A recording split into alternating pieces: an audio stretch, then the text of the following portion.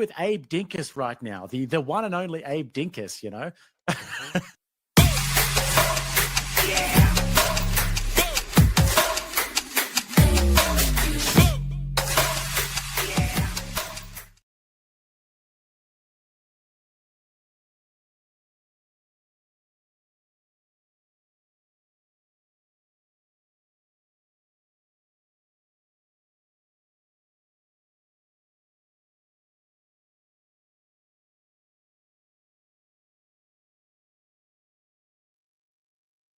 The residents in a remote Northern Territory community are being held hostage in their own homes as feral camels storm the town. 11 homes have been left without water as the camels crash through fences and rip taps and air conditioners off walls. A stampede through the Territory outback. Thousands of camels marching through the desert, desperately searching for water. At Mount Liebig, about 320 kilometres west of Alice Springs, residents are too scared to leave their homes. It's a bloody terrible situation out there. It's 45-degree heat at the moment in Mount Liebig. There's 11 houses without water. There's fences down. There's taps down. There's air conditioning down. We've got camels that are perishing out on the outskirts now. The Macdonald Regional Council has been trying to manage the situation, chasing camels out of communities, but they've been fighting a losing battle. They come into the community and they just because of the sheer size of them, they are naturally, you know, they knock over fences, they do terrible damage trying to get into the yards of premises and houses and buildings to get to taps and to things like air conditioning units where they knock off the walls and the sides of buildings and houses to seek that water from them. Camels were introduced to Australia in the 1840s to assist with exploration and transportation. It's estimated there are now more than 1 million camels roaming the desert. The numbers have shocked contractors trying to control the animals. And it was, you know, over 5 kilometres long, that camel train, and, you know, between 800 and 1,000 camels all heading in one direction, and that was to another community. So that was concerning. And our staff out there are doing the best they can on the ground. Last week, the council wrote to the Northern Territory Government and the Central Land Council to ask for help. A joint task force has now been established to cull camels around Mount Liebig as soon as possible. There's destruction, it's fearful, and people are now, and all levels of government are now coming together to sort the problem out.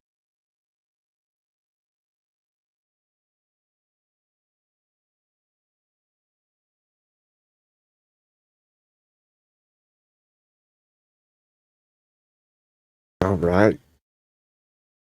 Good evening, ladies and gentlemen. Can you hear me? Am I good? How's the sound? Let's see.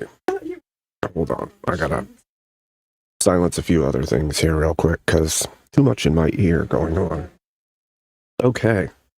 So tonight we're going to talk about voter ID and a bunch of other very important topics. I have a guest tonight who is going to help go over this stuff with me. Are you ready to come up, good sir? And do you want to be seen?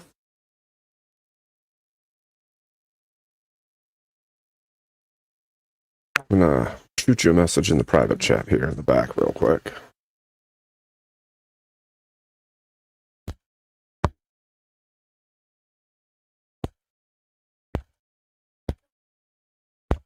Let's see.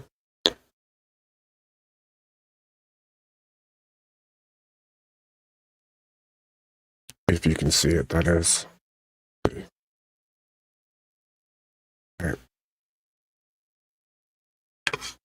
Okay. Perfect. Let's do it. Mister, good to see you. How's it going? How's my audio? Good. You sound good. You sound good. Hold on a minute. I don't want to talk over you, so I want to make sure this is like not loud. For the chat, someone let me know if I'm louder than Abe. Hopefully not, but we can adjust if we must. Okay. see. All right. All right. So, Mister, there's a hell of a lot going on. What did you say?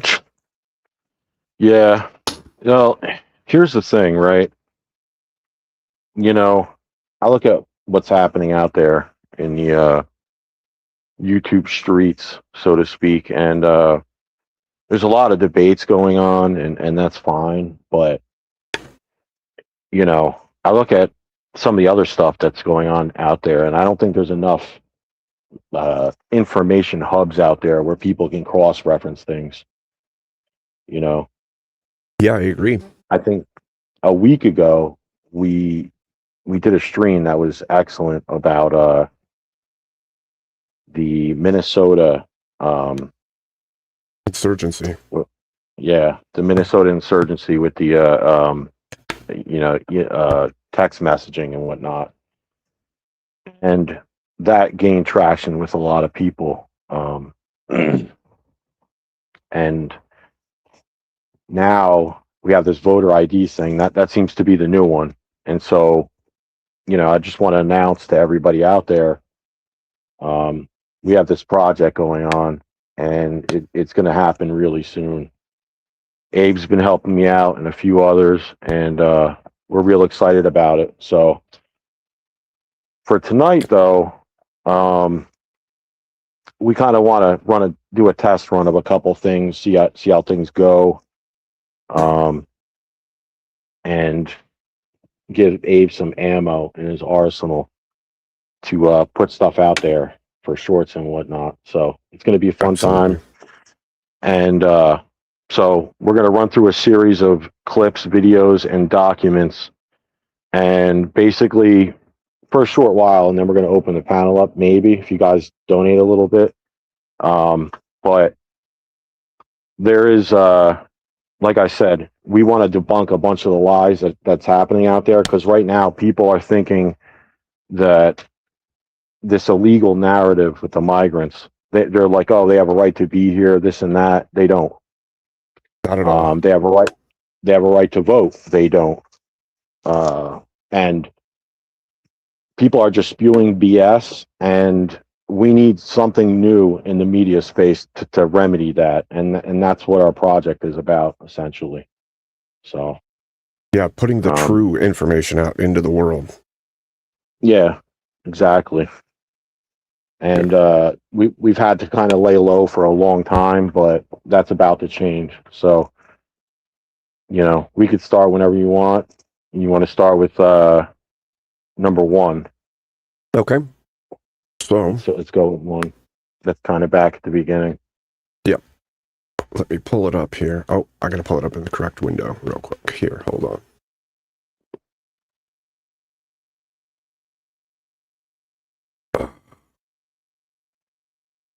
Gonna fight me, are you, computer? And I apologize. I'm out on the road working, but obviously I'm looking a little Wolverine-ish at the moment. But when the product goes, live, everything will be polished and nice. Like I said, this is more of a test run on the tech level, so to speak. Yes. Well, we have to be able to. Yeah. And I'm thankful for your help, Of course. And a few others as well. I don't want to say who they are, because obviously we'll get attacked, but there's other people out there helping us too. Yeah. So and we need. It takes a bunch of people to make available the information that's needed, and I think it's good for us to come together and let the world know. Look, you're being lied to. You and I both know, Mister, that every form of mainstream media, whether it be Fox News, whether it be CNN, it doesn't matter which side of the aisle it is, you're going to get a skewed version, and oftentimes they're not even going to give you the whole of the information. All right. Yeah, of course not. So we have to debunk these lies. So what you're looking at right now, this dates back to the Civil War, and ironically enough, there was what's called a guarantee clause under Lincoln, and it was a post-Civil War agreement that the states would have this compromise that yields, you know, invasion protection by the federal government. So that a lot of this begins that far back. Okay, this is the Article 4, Section 4. Okay, we can move on to number 2, but some people say that it's not really relative. But when you argue with a lot of these people, when they see this particular thing, they say, "Oh, well, it's not an invasion," and that's why this particular document's important. So let's move on to the next one. Okay. Yeah, of course. I just thought that was funny though, because you're Abe Dinkus, so it's you know, it seems to me the more that I am online, the more I realize how much is attached to me. Like polygamy was ended by Clinton, or by Lincoln. A lot of the immigration stuff that we're fighting with was during Lincoln. Like all of the, like there's a grounding there that kind of makes you realize, oh look, there was a through line and a basis for the things that were happening here. Yeah, of course. Here we go. All right. This second one, Article 1, Section 8. This is the second lie we're debunking. And this is the lie that none of the Democrats seem to want to address, right? And Sure. they get this emotional narrative that they push out that illegals have the right to be here, right? They don't, okay? Or they are owed citizenship is a more apt way to put it, right? But under Article 1, Section 8, it grants, you can even read the first sentence if you want for the chat. I don't know if they could see it, but. Sure. Do you want me to read the Congress because shall have power? Yeah. The Congress shall have power to establish a uniform rule of naturalization and uniform laws on the subject of bankruptcies through the United States. Article 1, Section 8, Clause 4 of the Constitution provides Congress with the power to establish a uniform rule of naturalization throughout the United States. Yeah, that's fine right there. So that is, fast forward from the Civil War and you get up to this part. And this part is where it is made very clear that even though there is a very clear separation of states and federal government in terms of laws and other things that many people want to ignore, or they just want to switch them when it's convenient for them. We don't do that, but they do, okay? But this right here is the standard. This tells you that it is the government that has the responsibility of immigration, naturalization, and enforcement, right? Absolutely. Okay. Absolutely. We can move on to number 3. There's a what? Okay, we'll move on to number 3. Yeah, HR 22, the SAVE Act. This is essentially what this stream is actually about. And we're going to move past it and then come back to it. But this is the bill itself. You can find these documents at congress.gov. There's a search engine. You just type in what you want to learn and it'll pop up. And eventually we'll be covering a lot of this stuff. You know, not too many people do this on YouTube. So, but okay, let's see what we got here. Right. So HR 22 is the bill. Okay. And the important thing to notice here is, can you scroll up for a little bit? Yep. Okay. Right there. Look at the date that it passed. So you have the House of Representatives and then you have the Senate. The way bills work are the House has the power of the purse, essentially. They create bills as far as like money goes. They pass it through. The Senate has to okay it, and then it gets to the president's desk. Now, the date on this one, right, for the SAVE Act, proof of citizenship to vote, April 10th, 2025. Why is this important? Because it's been sitting there for that long. And this is That's what crazy.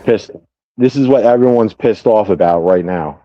Okay, today something major happened, and you're going to hear about this for the next like month to 3 months, right? You're going to be able to reference back to this video and look this stuff up, and it's all going to be, you know, a collective to debunk all of their bullshit. That's what this stream is about. Yep. Okay, so if they say, "Oh, it hasn't been tried," no, it already passed the House. It's been sitting there. We have to get surgical with the way we, you know, push the narrative, because the lies are just endless. Right? So, Yep. yeah, we can move on from that one. Okay. We'll come back to that because that's actually the subject, voter ID. Okay. Number We're 4, going Civil Rights Act. Yeah. Okay.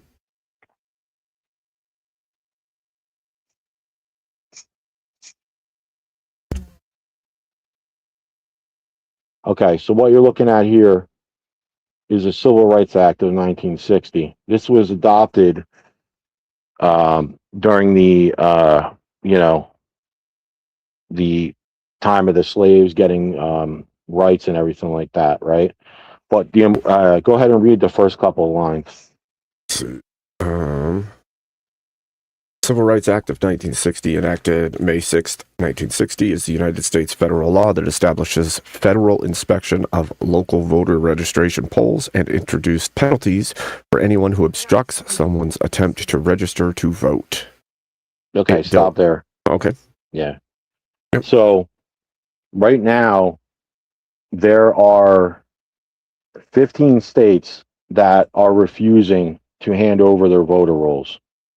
So any one of these people that are saying that it's not legal for the government to ask for a state's voter rolls, they don't know what they're talking about. This is the standing right here that says it's okay to do that. Okay. Right. Not only is it Now, okay for them to do that, but it's their responsibility to do that, right? yes, absolutely. Because although states have rights in our republic, there's also a responsibility of the government, and this is important to make the distinction, because you have to understand what the roles are of the two, right? The states in certain ways can supersede the government, in other ways they can't, right? And so this is the lie that, you know, we wanted to debunk there, that they don't have the right. Currently, Heartmeat Dylan is suing a lot of these states, and yeah, so Right. I think 2 or 3 of them have actually gave over their voter rolls, and what they're finding right now is insane. So I would we'll agree move on with you. from there. All right. Yeah. Yeah, I would say while we move to the next one, not only do they have the right to check these, they have the responsibility and the duty to the American people to be watching and checking these things. Yes, absolutely. Yeah. Okay. What is this? This is 18 USC 611. Go ahead and read the line down at the bottom where that paragraph starts. Yep, Right down here? there. Okay. Yep. It shall be unlawful for any alien to vote in any election held solely or in part for the purpose of electing a candidate for the office of president, vice president, presidential elector, member of the Senate, member of the House of Representatives, delegate from the District of Columbia, or resident commissioner. Okay. Unless, and then there's Right. reasons. Now, the unless, you guys can go into that, and there are certain exceptions. There are certain exceptions for everything, right? But the general idea is you cannot be an illegal and vote in our country. So anyone that says migrants can vote, they're wrong. Here is the law. You can look it up. This is the source info. Now, here's the other thing. essentially this and the asylum claims law, 8 USC 1158, 1127, right, is a legal entry, I believe. These sanctuary cities, they're in violation of all these laws. So anyone that tells you, yeah, anyone that tells you they have a right to come in and just hang out and vote and this and that, they don't. They don't have those rights. And we need to make these distinctions and show a history of laws, because they are gaslighting everybody in these blue states to believe that this stuff does not exist. Okay. Well, that's the goal, right? It's that whole thing Yeah. of the devil's greatest trick is he convinced the world he didn't exist. They're trying to use that same logic. If we can convince them it doesn't exist, Yeah. and then they hinge on the fact that you folks out there are not going to go look for yourself. So we're giving you those tools. Go look for yourself. They're lying to you. Right. And what we hope is that, you know, we're rooting for our guys, right? In these debates, Rob, Andrew, Manar, Emmett, Abe, so many others. But we also want them to have the material in their arsenal. We don't want to have them have to, you know, because here's the thing, right? They own like 90% of the mainstream media, right? And if it wasn't for the fact that we have to create our own archive, our own media sources, right? And this has been a daunting task for us that have entered the this avenue, because the amount of roadblocks that we've had for this have been insane. Just the taxes, this, that. They're like, oh, you got to have this, you got to have that. And they don't do that for a lot of their own groups, if you get what I'm saying. So Yeah, they like to fast track those who agree with them.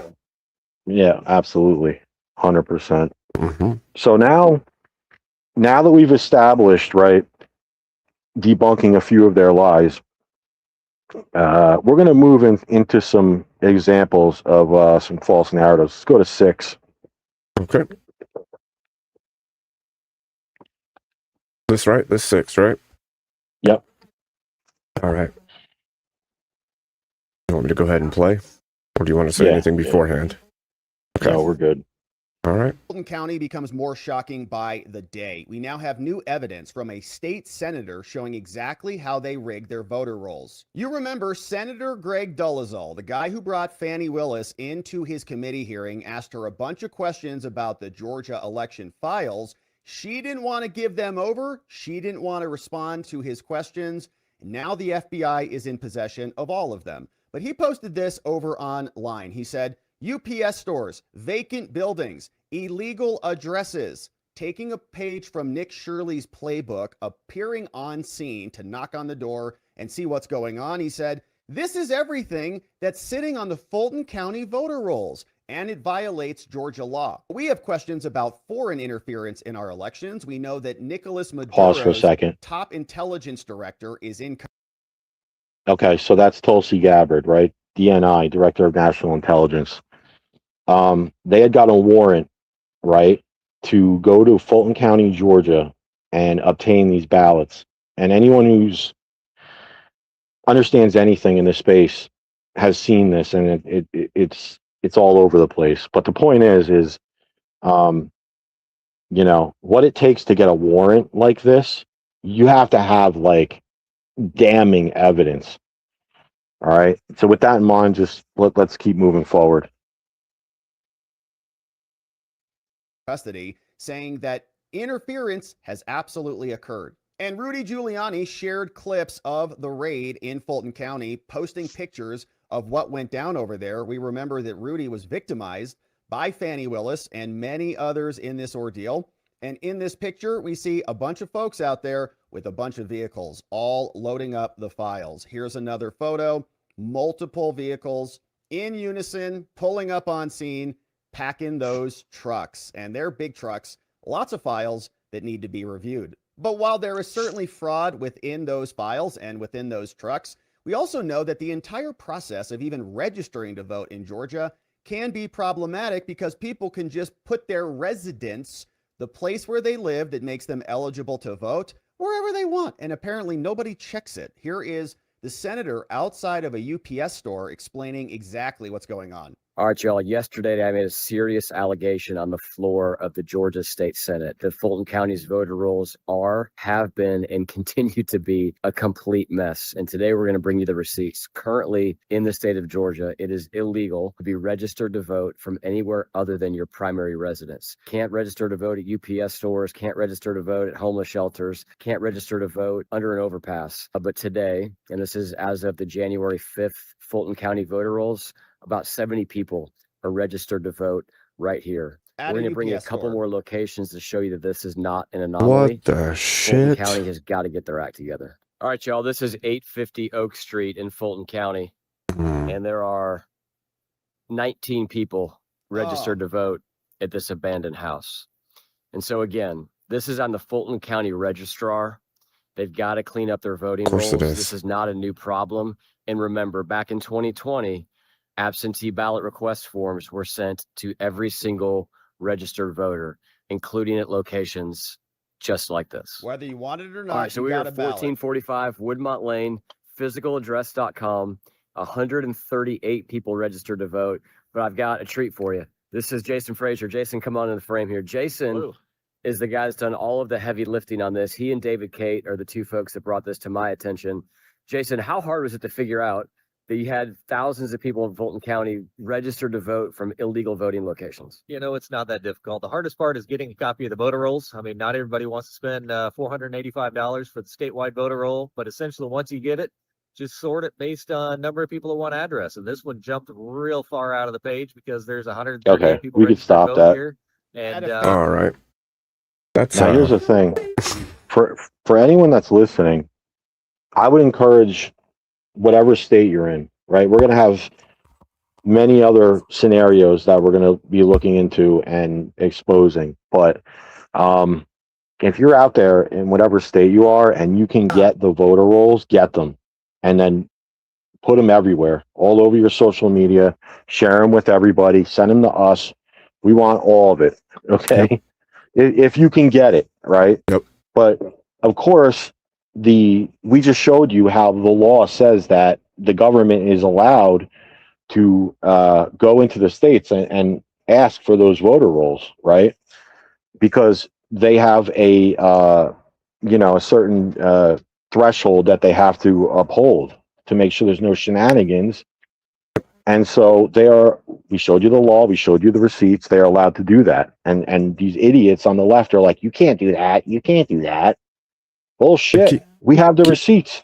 Right. And keep in mind, these gentlemen just flat out told you that all it takes is to go in and apply for it and pay the fee to get them as a citizen. So if the citizenry can go get it, why can't the federal government have access to it when it's in the law that they must have access to it? This is insane. It's wild. Just wild. Yeah. How many people are just mentally brainwalled from this nonsense?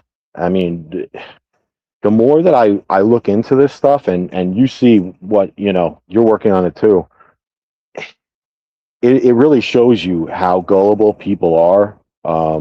And the power of the media really, and what their role is in the betrayal of the republic. I mean, geez. I agree with you, and it's almost like people in the modern era are using their same suspension of disbelief that you use when you watch a movie, right?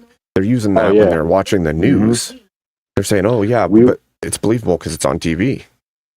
I'm not gonna say whatever because I'm not here to damn anyone. I learned a while ago that debating doesn't work for me because some people can use it to move the needle fast and other people can't. And I'll just sit there and spurg out on these assholes. And that's not my thing. And, you seem to be able to walk in both worlds and everything like that. But the point is I'm not going to dime out anybody. But Emmett was on a panel, I think yesterday, the day before.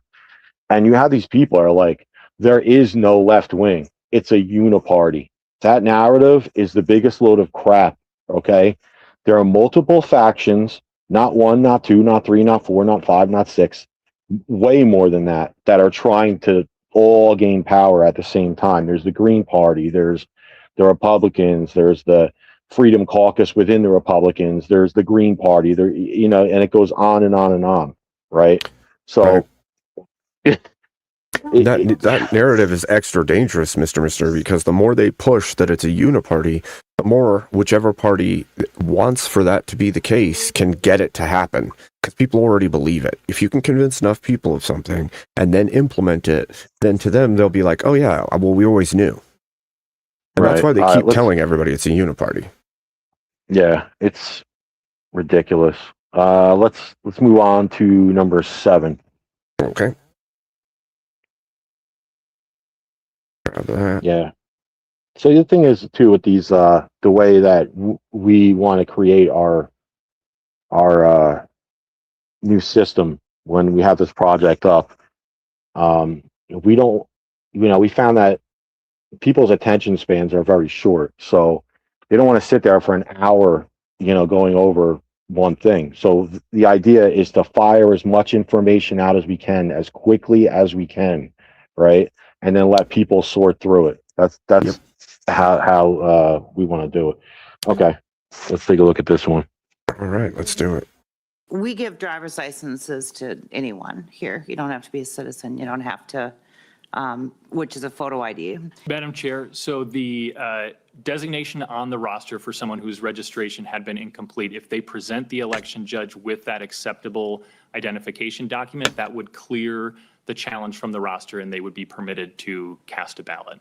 So just to clarify, someone who is not a citizen but presents a driver's license at that point in the process could be permitted to vote. Holy shit. Yeah, okay. Yeah. So what I want to, you know, and what we want to show everybody is that another lie that we have to debunk is when they say illegals aren't voting in elections. Oh, prove it, prove it. What we are showing you is actual, you know, voted in leaders admitting that this happens. So anyone that tells you, oh, illegals don't vote, you're lying. Yep. What is this? This You is have state. them. Yeah, this is state governance admitting that it doesn't take anything to get their license, and all they need to vote is the license. That would mean anyone, regardless of whether or not they're legal or illegal, could go in and get a license. And once they have that license, they can go right down and vote in Minnesota. Right. This is insane. Absolutely insane. So we just did Georgia, Minnesota. Let's go to number 8. This is back to Georgia again. Okay.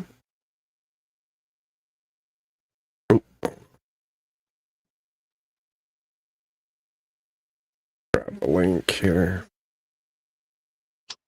Copy. Oh, that's the window. Hold on. So many windows. All right. Some of them are a little tough. I know, but you're doing really well. So this is, you know, amazing right now. You got some exhibits. Pull this back. Okay. Hate how this doesn't let me maximize this sometimes. We'll just play it. It's fine. You got some exhibits I'm giving to you up there. Good afternoon, board members. My name is David Cross.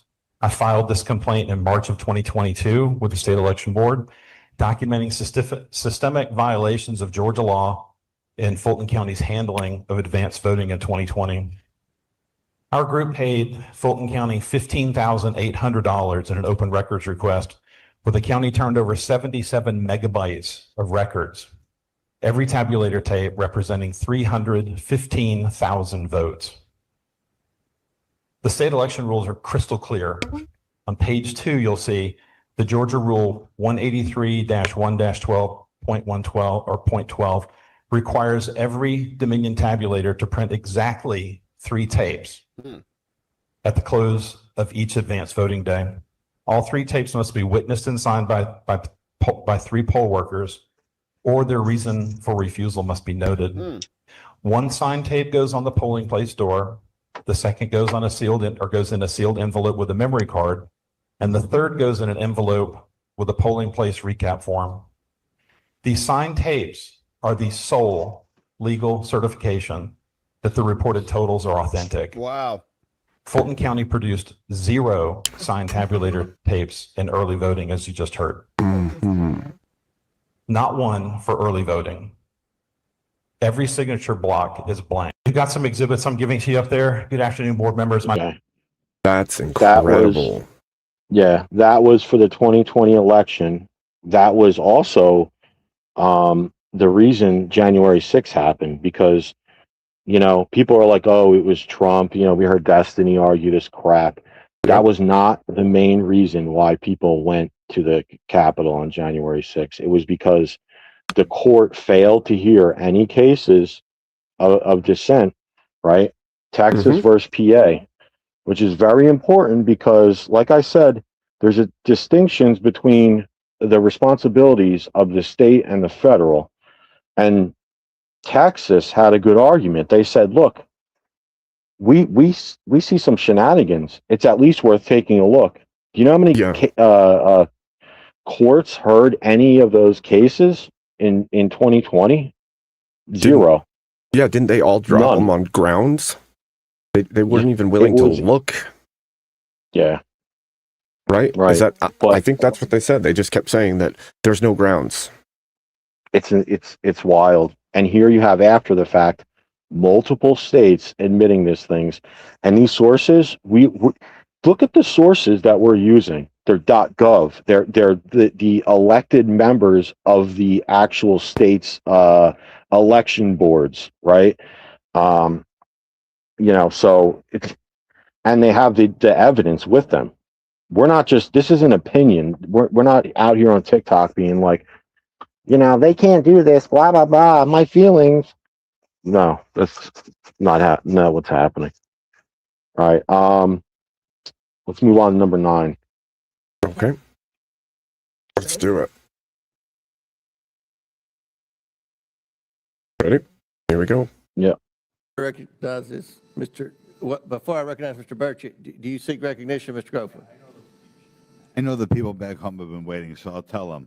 When they decided to pick Cape Verde is a little island country off the West African coast. Got it. Who they felt they should include in the census. So all right. I know people back home are waiting to find. Very good.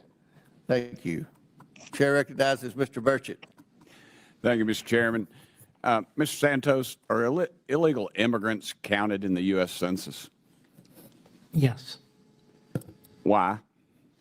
They have a usual residence in the United States. Okay. Is that data collected by the census used to decide how many congressional districts and electoral college votes a state gets? It is. And it's true that states with high numbers of illegal immigrants, like California or New York, are typically Democrat states? Correct, as is Texas. Yes, sir. By counting illegal immigrants, these states receive more electoral votes and seats in Congress. Doesn't that mean that Democrats benefit from illegal immigration? You're a scientist. I am a scientist. That's the way the math works out. Yes, sir. Okay. Do you believe illegal immigrants should be counted in the census? I believe we should count according to the Constitution, yes. Do you think generational Americans are negatively impacted by counting illegal immigrants in the census? I have no comment on Can you explain which states had overcounts and which states had No undercounts comment. in the 2020 decennial census? Of course. Certainly. Would you like me to read the list? Yes. Thank you. In terms of, let's see, undercounts, there was Arkansas, Tennessee, Mississippi, Florida, Illinois, Texas. Overcounts were Ohio, Massachusetts, Utah, New York, Minnesota, Rhode Island, Delaware, and Hawaii, according to the post-enumeration survey. Why do you believe that was the case? The post-enumeration survey does not tell us why, it tells us how much. What is the Census Bureau doing to mitigate errors and reduce the risk of miscounts in the 2030 census? We are rethinking how we go about going after historically undercounted populations and making sure that make sure that everybody gets counted once, only once in We are the rethinking. and we have both technological, basically and nothing. sociological, in terms of contact and other types That's of approaches. planning In to the think field, about we're it. using, we're optimizing field work to make sure that if we knock on doors for folks who haven't participated, they can have a chance to participate and so forth. We're also using administrative records from a variety of sources. We can be done with this. We heard level enough. and The point is, they call this guy calls them he calls them residents, like that means anything, right? And we know how they use words as weapons to make it, fit their narrative or whatever. But so stupid. Yeah, there's a level of wanting to conflate resident and citizen as the same thing, regardless of whether or not that's not the case. For sure. This is wild. All right, That's so crazy. And then the states he lists, it's like, well, I could have guessed that.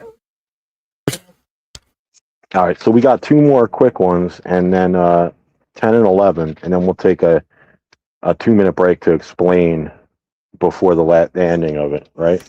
Yep, that works. So the next two, 10 and 11, Arizona and Texas. All right, here we go.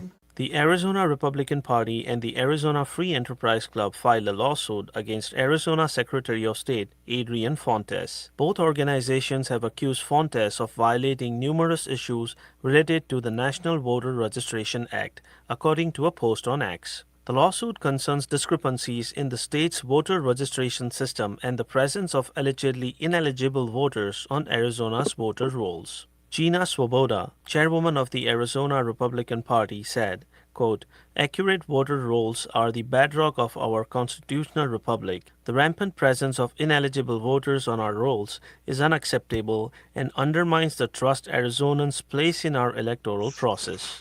Research into the state's voter rolls discovered that Arizona allegedly has between 500,000 and 1.27 million invalid registrations, including deceased people and those who have left the state, according to the lawsuit. The Arizona Republican Party and We're good. Dude, It's gonna rerun.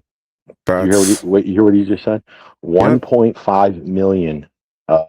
Now, there's that's an insane number. The distinction here is, and this is why I say it has to be surgical about how we use our language and how we refer to laws. But the point is, right?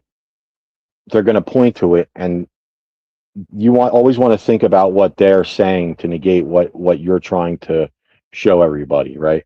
They're pointing and saying, well, that isn't true. Well, what is true is it's not just that illegals are voting; it's that the rolls themselves are effed up. So they might be like, oh, it's not that Arizona had nefarious means because they just forgot, I guess, to take the unalived people off their voting rolls. Right. Well, it's like, no, both things can be true at the same time, right? Right.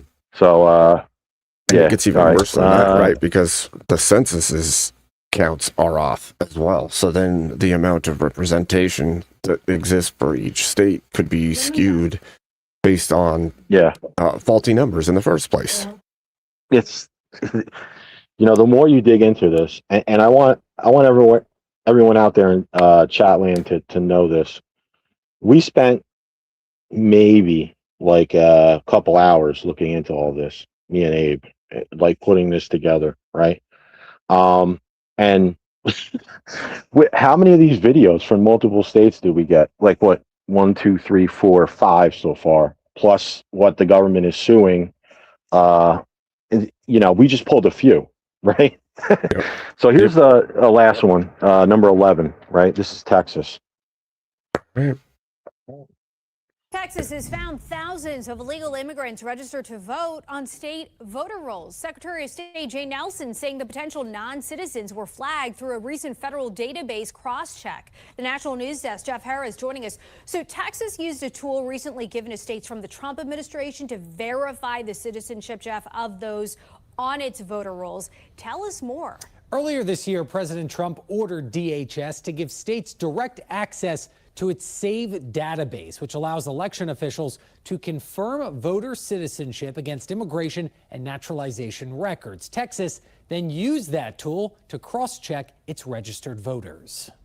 Texas Secretary of State Jay Nelson announcing this week a cross-check of the state's 18 million registered voters against federal citizenship records in the SAVE database found over 2,700 possible illegal immigrants registered on its voter rolls. The SAVE database has proven to be a critically important data set and one of the many that we will continue to use in Texas to ensure that only qualified voters cast a ballot in our elections. That is quite a change from prior administrations, which always put up red tape and tried to prevent this. The findings now leading to an eligibility review across the state's 254 counties.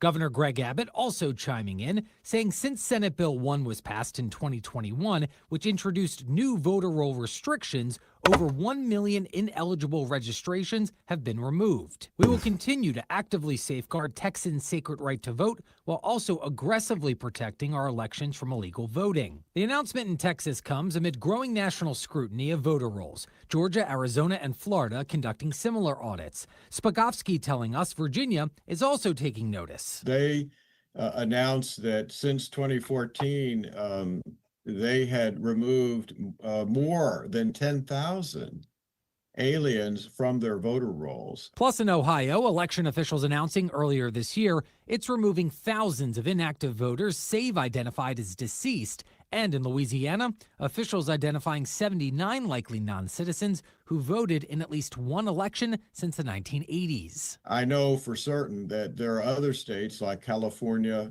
and New York who have no interest in this. Now, Texas was among the first states to partner with U.S. Citizenship and Immigration Services to compare its voter list with that SAVE database. Nelson says each flagged voter has 30 days to provide proof of citizenship. Reporting for the National News Desk, I'm Jeff Harris. With what other? Okay. So here's the thing about this. Now, some people will look at this and be like, you know, even on our side, and this is why I'm a huge advocate of, you know, how Rob Noor debates and his angle from how he comes things, how we define what MAGA is, right? Make America great again. It's being able to look at some of the stuff that's happening in your own backyard and being critical of it. Why? Because they're invading Texas. So it's important, right? While you're out there and you're playing whack-a-mole, right? They're coming in behind you and trying to bop you in the back, right? Yep. So yeah, and I find it interesting, Mister, that that Texas chose to partner with it due to Trump's office saying that this is what needs to happen. But how many states like Minnesota or Massachusetts or others are going to just flat out say no, we're not going to do that? Yeah, no, they're not. As a matter of fact, they're. It's funny to me, right? We just showed you the laws. We showed you countless examples. These are all like, you know, very non-debatable sources that we've just showed you for everything. And yet we still have court challenges out there right now countersuing. You can't do that. Well, you know, if I remember correctly, one of them was saying that it's a procedural thing. That's one of the roadblocks they're doing. Well, you didn't do it. You didn't file paperwork the right way, right? That's why Comey didn't get his comeuppance. And they're like, see, you guys aren't doing it because he didn't commit the crime. No, go look at it. Go read the material, folks. Okay? The reason why they didn't get Comey was because they didn't file it properly. not because he wasn't guilty. And all it takes for you is to dig into the information and find it. Because if you just trust what you're being told, what the media says, what whichever personality you listen to says, they're going to give you their version or what they want you to believe is the case. It's better to go look for the information. Yep. That's why we're bringing it here. Okay, so really quick, we're just going to bring everyone up to speed. We just established two things. One, it's illegal for non-citizens to vote in federal elections, regardless of what the state legislature says. While it is true that the state legislature makes its own voter laws, they absolutely cannot supersede the federal government's responsibility in the act of making sure that illegals are not voting. They can't do that. So anyone that tells you that they can, they are lying. We just showed you the proof, right? You saw, what was it? 18 USC 611. It's illegal for migrants to vote, right? Illegals. The second thing, illegals are and have been on multiple states' voter rolls, which means, in fact, yes, illegals have been voting and sanctuary cities are in violation of federal voting laws and immigration enforcement laws, right? We just established that. So they can come at us with their fees all they want. It's all horse shit. All right. And Minnesota, now we're going to move into the flat out. Minnesota said that they'll give a driver's license so long as people can bring stuff in showing that they're a resident. And if they have a driver's license, that's all it requires to vote in that state. Yeah. If you, for all the people that want to go back on the VOD and take a look at that one we had earlier, we're not going to go back, but if you want to go back into Abe's VOD and check it out, number 7, Minnesota, right? If you watch a little bit further, you'll see that their voting system is a voucher system. Are you kidding me? Yeah, I vouch for you. Now, like I said, they can do that all they want. See, this is the distinction. They know, these leftists know very well what they're doing. They understand the lies, and it's on us to be able to point it out, show them the receipts, and tell them they're wrong. And it's going to be difficult because they own 90% of the media, but it doesn't mean it's an impossible task, right? Right. So let's move on to 12. Okay. We're almost done, guys, and then we could move on to questions or opening up stuff or whatever you guys want to do. The SAVE Act is an abomination. It's Jim Crow 2.0 across the country. We are going to do everything we can to stop it. Complete lie. This legislation is anything but Jim Crow 2.0. And the concept of photo ID to vote is actually very popular. Don't take my word for it. Even fake news CNN admitted it has bipartisan support and it crosses all demographics. Take a listen. What are we talking about here? So take a look here. Favor voter ID to vote. Look, I got all this polling on the screen going back since 2018. You'll notice on all of it, it's all north of 75%, 76%, 76%, 76%, 81%, and then 83% in the last year of Americans agree with Nicki Minaj. They favor photo ID to be able to vote. But even 71% of Democrats favor photo ID to vote. 85% of white people favor it. 82% of Latino. 76% of Black Americans favor it. So the bottom line is this. Voter ID is not controversial in this country. A photo ID to vote is not controversial in this country. It is not controversial by party, and it is not controversial by race. The vast majority of Americans agree with Nicki Minaj. The SAVE Act is an abomination. Okay. Really quick. Yep. You might have to, sorry to interrupt you, Abe. I didn't mean to do that, but no, go ahead. You might have to, someone timestamp this because that is a left-wing source. That's the one that, amongst all these, you might have to remove that, unfortunately. But that would be the only one. But you get why we needed to show that, obviously. Yep. That's Well, they CNN. run around screaming. They run around screaming that it's racist to want voter ID laws, and yet a a majority of the American people want it. So, Yeah. So this right here, a lot of people are spreading this around right now for a good reason, because it debunks the lie that this is a right-wing thing, right? This is they're trying to undermine the Constitution, which we just disproved from the very beginning, by the way, that it's not against the Constitution, right? So, yeah, that's this. President Donald Trump now, is urging House Republicans. Yeah. It's the Now opposite. we're moving into the last portion of it all. And this is all what's happened over the last 24 hours. So we established a base for everyone out there listening to understand the narrative out there that's happened in the past, why we've been fighting for this for a very long time. But these last couple of clips, these happened over the past 24 hours, and they're going, it's all over the place. Like I said, this is going to be a huge thing for the next 1 to 3 months at least. All right, let's move on. All right, here we go. President Donald Trump is urging House Republicans to pass a government funding deal without changes, dealing a setback to conservatives demanding attachment of the SAVE Act to require proof of citizenship for voting. Well, I spoke with Speaker Johnson, I spoke with Leader Thune, and I think they're pretty close to a resolution. Trump's Truth Social post comes amid threats from about a dozen House Republicans, led by Representative Anna Paulina Luna of Florida, to block the bill unless the SAVE Act is included, potentially forcing a government shutdown. Luna vowed to be a hard no and shut down House floor proceedings without it, while blasting Senate Democrats for subverting the public's will. The tightening GOP majority, now just one seat after a new Democrat is sworn in Monday, adds pressure on Speaker Mike Johnson, who can afford only one defecting Republican vote. The SAVE Act passed the House, but faces a tough road in the Senate, where Republicans need 6 Democratic votes to overcome a filibuster. President Donald. Yeah.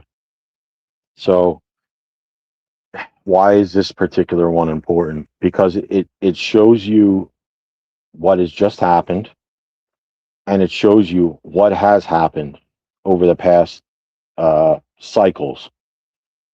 And this is a huge problem. This is what I would refer to this as the Rob Noor narrative, right? That people want to honk and yell at him about, well, you're this or that. It's like, you're not paying attention to what's happening. We have to clean ourselves. We have to purge ourselves of the traitors. Right. And people that want to vote against the Constitution. Yes. People that want to vote against the law. So what happened there was you had Anna Paulina Luna, the rep from Florida, right? She's seen this this road before. She says to all the rest of the Congress people, hey, why not put it in the debt bill, right? And we've asked this question over and over and over and over and over constantly. Why is it the Democrats, when they want something, they put it inside these bills and you guys just sign off on it? You rubber stamp it, it's fine. Oh, you know what? We don't have to do that. We'll do a standalone bill. It'll be fine. And what happens? We call them on their bluff, or they say, hey, we'll agree to that. Just sign here. We sign and they just back right out of the deal. That happens every time. So this woman, right, realizes, hey, we've been down this road before. She goes to our own people. She goes to the Senate. Now, remember, early on, we showed you the House passed it. It's been sitting at the Senate since April 10th of 2025. So, Luna says, hey, we want this deal done. Put it in the SAVE Act or I'm not voting. So the House Majority Leader of the Senate, Thune, he says, hey, you know what? We'll make a deal, right? And this is what the deal is. You vote with us to get the government shutdown deal fixed, right? We fund the government again. And basically, we'll open this can of worms back up and we'll enact what's called a zombie filibuster. What that means is it's like a, what do they call that? Round robin, man. They just talk one after the other until. Yeah, it's an endurance race, basically. until, people just give up. And then what happens is when they stop arguing on the floor, the vote happens, and then you could not need the 60 votes, right? Because I think they're at like 51 or 52 votes in the Senate. And unless they get 60, they can't pass the bill. So it becomes a huge problem. So, although Thune is in a very tough place, he can do this. He can still keep the regular filibuster, right? Even though you have half the country saying we got to nuke it, we got to vote to get it out, and then we got the zombie filibuster to get rid of the regular filibuster to be able to get this stuff passed. But so he says, "Hey, we're gonna have this deal. Let's move to number 14, and this should be I think this might be the last one." Will you commit to putting the SAVE Act on the floor, and will you sidestep the filibuster to get it passed? Well, we will get a vote on the SAVE Act at some point, and I'm not sure exactly what that context will be. It might be, maybe it's in the context of voting on the DHS bill if something's agreed upon. But there will be at some point a vote on the SAVE Act. With respect to the filibuster, I think we all know where the votes are on that. Do you agree with President Trump saying that we should nationalize some of the federal elections in the country? And also, do you have any concerns about DNI Gabbard's presence at that Fulton County operation in Georgia? I don't know what she was doing in Fulton County. You'll have to ask her about that. But with respect to nationalizing elections, I think the president has clarified what he meant by that, and that is that he supports the SAVE Act. So with respect to whether or not that signifies ensuring that only citizens of this country vote in our elections, that's something I think we all agree with. There are other views probably when it comes to nationalizing or federalizing elections, but I think at least on that narrow issue, which is what the SAVE Act gets at, I think that's what the president was addressing. Will you commit to putting the SAVE? Well, there you have it. Unbelievable. He just threw that right out the window. Yep. So at some point, I sent this message to our fellow colleagues. Like I said, I got to be careful what I say just to protect them as well. But, I warned people, and you did too, about a month ago about, okay, so every year for the chat out there, the government decides the yearly debt ceiling budget in around October, right? And now it's gotten to the point, because the disagreements are so bad, that it just keeps getting pushed and pushed and pushed until we see this pattern now where little by little, those quality leering funds, I guess you would call them, like we don't see them, right? Of course we see them. They're getting passed little by little through each compromise while we're not getting what we want. And constantly we've been calling for them to say, look, we understand that, on our side, we have 30 to 40% of the Senate, the House that is actually MAGA, right? And we have 8 new ones coming in the Senate. The Senate is done. We own the Senate, okay?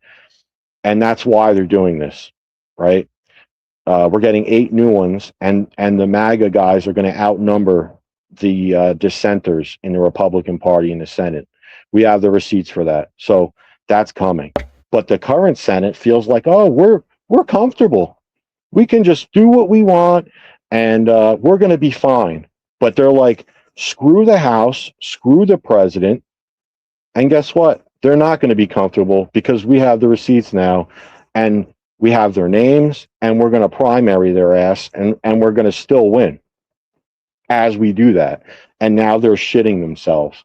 So for everyone out there, you can go to the website, right? And I've been doing this all day long, by the way.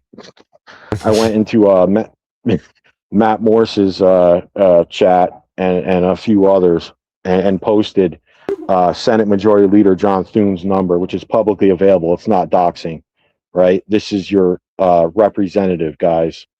You can go look up his phone number, call him, and leave a message. All of a sudden now, you're going to look on YouTube, and you're going to see, oh, there's shit in the This isn't normal, guys. This isn't the normal shit that keeps happening. They know that we're not going to let this go. So, right. Wild to me. So, All of yeah. it. And then you have, we don't have to play the other videos or the X posts or anything like that, but Nicki Minaj, she's got like 233 million followers or some shit like that. Like, it's wild. But she's become very close with Trump, and she's pushing for voter ID, and people are just roasting her. And I'm like, fuck you guys. No Every offense to time. anybody, but eat shit. Like, I'm tired of being nice to these people, and I don't wish them harm or anything like that. But like, there has to be a standard, right? And if you want to win, do it the right way. Yep.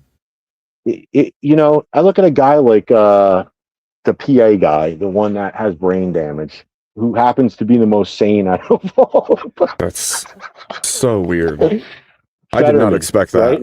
I did not expect that when Fetterman won, by the way. He's like yelling at all of them.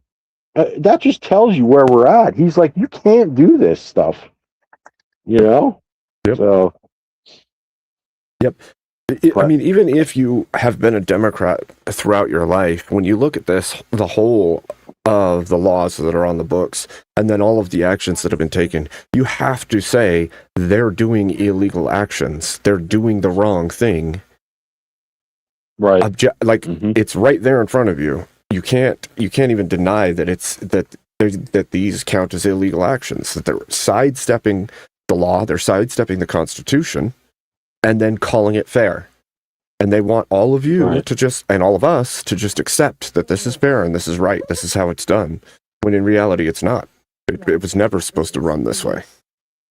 So we're gonna go over one last thing, and then I'm just gonna yield. I don't know how you want to push forward after this, but there's one last lie, I guess, that they're promoting out there on TikTok land. Guys, if you're out there listening, one of the things we need to do before, and by the way, we're going to win. So don't get nihilistic, right?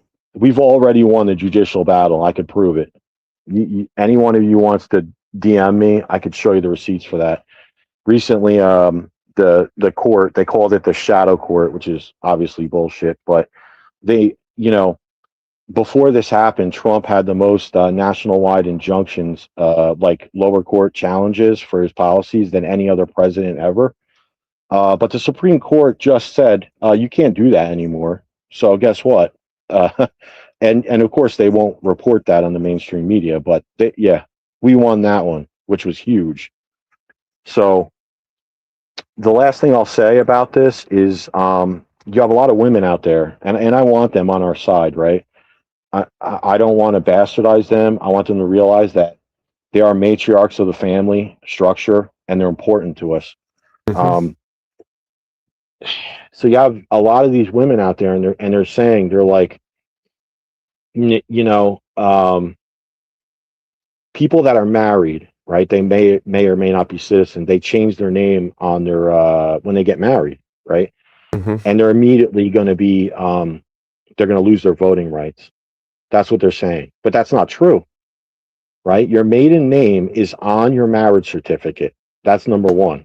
So don't believe that lie. That's another bullshit. It's still all in your government records too. Like, it doesn't just disappear. Right. We have to win this one. We have to. And that's why I came out of the woodwork, and I want to thank you for all of your help, and with the project we have coming up and everything like that, because it's going to be very important going forward. We have friends out there that are running campaigns right now, and you guys are going to see a lot of people that have been doing things for a long time getting ready for this. This is a huge thing that's coming up. Like, we're getting ready for the actual battle, not the one that people thought existed months ago. This is the real shit right here. I'm telling you, we have to win this one. We have to, and we're going to do it. I'm very confident. So, yeah. Yep. But we need to fix the voter thing. We have to. It's not an option. And you know, they lost the redistricting battle in Virginia. So, you know, they're going to be out there telling you guys, hey, Virginia has won. Even though we can see what happens when the blue takes back the governor's seat, right, in Virginia with the anti-gun laws. They raised like 7 or 8 new taxes. That's insane. Like they're friggin' spazzing out and all this other crap. But the state legislator in Virginia changed their redistricting laws, and that's another like shadow battle that's happening out there right now. We are going to win that one too, by the way. But don't let them lie to you. Virginia lost that battle. You know why? Because that does not take effect until 2027. So they're cooked. We don't have to worry about Virginia right now, right? 2028, that's when Virginia matters again. Right now, we just have to go in there and make sure that they're taken care of in Virginia, right? We have to get those seats reelected and we'll be fine. But the redistricting, it doesn't take effect in Virginia until 2028. And they're pissed about that. They're very pissed. In the last 24 hours, however, California won theirs. So the Dems took a win in California. But here's the thing, guys, and you could see how surgical me and Abe are getting with all this. We have the numbers, and they're outmatched in terms of redistricting. If we combine our efforts and we do this redistricting properly, and all of their blue states try that shit, and we do the same, we're going to outnumber them by at least 20 to 30 seats. It's wild. But we have states like Indiana that are deciding, hey, we're not going to participate. Well, it's like, okay, well, guess what? We'll remember you too, right? You know, like I said, the Rob Noor effect. You don't want to play along with us because we're trying to reestablish the standard of what's fair, and that's what's going to stop the civil strife and the conflict. You know, thinking back to the CNN polls and everything like that, where normal people agree on most of this stuff, right? So this fringe groups that are out there pulling this shit, they're not the majority, even though the media tries to pretend they are, right? They're just loud. That's all. Yeah, right. But thanks a lot, Abe, for, thank you. What we're working on and what we're able to do with this stream, and especially, the text one from Minnesota, where we exposed all that crap, and so it was excellent.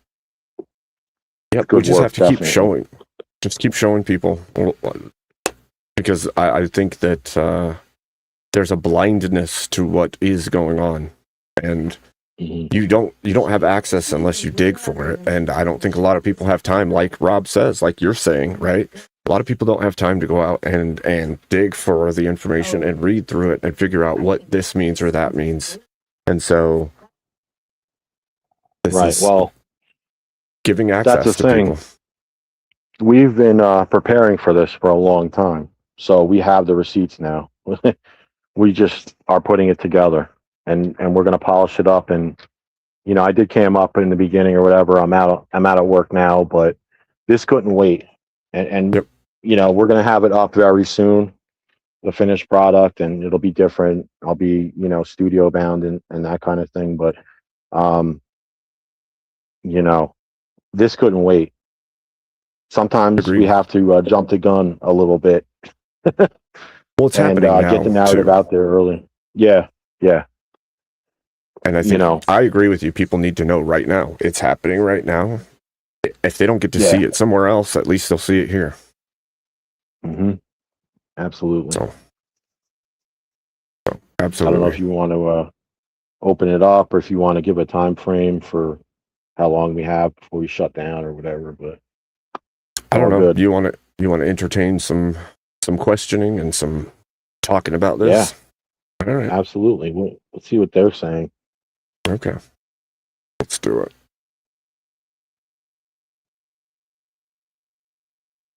doesn't have to be a question either. It just could be a statement like, "Oh, F you, you guys are wrong," this or that, or whatever. Well, I'll just open a panel and we'll talk about it, I guess. Yeah, that'd be cool. Let's see. Yeah, we're at 1:12, 1 hour, 12 minutes. That was good. That We was ran really through, good. how many? 15 vids and 15. clips, documents. Yep. Yeah, it's pretty good. Pretty good pace. That was good. That was really good. And I'm glad we got from the federal precedents all the way through the things that are happening in the world around us to see the difference between what laws are on the books and how it's supposed to function versus what we see actually happening. Yeah. Like I said, it just, some of these people on TikTok, especially, and that's why I caveat that message out there for everyone out there, in YouTube land, because one of the things we're also looking at is voter demographics on certain platforms, and TikTok, unfortunately, from the age of 19 to 28, 3/4 of that voter demographic get their news from TikTok. So that's crazy. We don't have a choice. Yeah, we have to get this stuff out to TikTok in the form of clips and that kind of thing. So that's pretty fair estimation. It's crazy because we saw that change, right? Where there's like the cable generation, or before that, you had just the straight television generation where it was rabbit ears, and then you have the cable generation, and then you have the internet-ish generation, and then you have YouTube, and then that trended super quickly from like YouTube into all of the fast-paced, short-based. Yeah. And so, yeah, definitely the information has to be there for them to access. This redistricting battle that's coming up is going to be absolutely, I can foresee this right now, going to be brutal, because it's going to be once we finally get this SAVE Act passed, right? You guys see out there already what's happening. They're like a caged animal. I mean, they're in total panic mode, right? Yep. And I've been with Grid and some of the other channels out there. Some of them some of you guys don't agree with. And that's fine. Like Dusty's a good economist, and we've gone over some bills here and there. But here's the thing, right? Like I said, it's going to get ugly, and man, once the redistricting thing hits, because we're going to get this passed. It's going to happen. Yep. The SAVE Act, the proof of citizenship, the voter ID. And once that happens, and by the numbers, we don't even have to win half of these battles, technically. We just have to win a couple. Right. We clean up some of these voter rolls, right? I think a couple of days ago, Mike Lindell put his hat in for the governor's race in Minnesota. Remember the My Pillow guy? Hey, My Pillow. Order promo code, whatever. My grandfather, sometimes we watch the news together, and I'm sitting there with my kids, and we're just laugh about it. He's like, "What's the promo code tonight?" That's funny. Yeah. That's clever. But yeah, we have an established standard for what it's going to take for us to win. And I'm looking what I'm seeing, guys, and we're gonna be okay. It's gonna be, trust me, we're gonna win. We just need to make sure we get our guys across the finish line, and get the right MAGA people to outnumber the rhinos. That's what the goal has to be. I'm confident, looking at it from the Senate point, that we're going to do that in the Senate. The House is going to be very tough, but we can also do that. And there's channels out there that are also looking into this stuff. They got a couple of websites and everything like that. But we have their names. So it's going to be upon us to link up, you know, network with each other and you know, push forward on this and not just say, throw our hands in the air and say, fuck it, you know, like, oh, they got us. No, the hell with that shit. You know, like, we cannot afford another Biden 4 years of that horse shit. We can't. No. That level of appeasing is destructive, extremely What destructive. they did was something on a different level, and everybody out there knows it, right? The forced things, I got to be careful with TOS, but I'm not going to get personal, but you know, so many of the people I talk to were affected by that, and it's something that people are never going to forget, right? I mean, they want to talk about what, you know, what it means to be a authoritarian or whatever, and all that jazz. So look at what they did, right? You know, the mask thing. It's just different. It's that you want to claim that your ideology is all about that which is good and free and open, and then not be it at all. No, sometimes 3 masks are better than 1. The hell is that? Right? Yep. I mean, how ridiculous, you know. Plastic African. We have welcome. Thank you, Abe. What's up, brother? I'm listening to your little argument here as well. When I say little, I'm not trying to demean it. I feel that there's a lot that's going wrong in our Western foundation, you know? That we're really on the precipice of failure because of accountability. And we need to root it out. You know, you can see it, it's coming.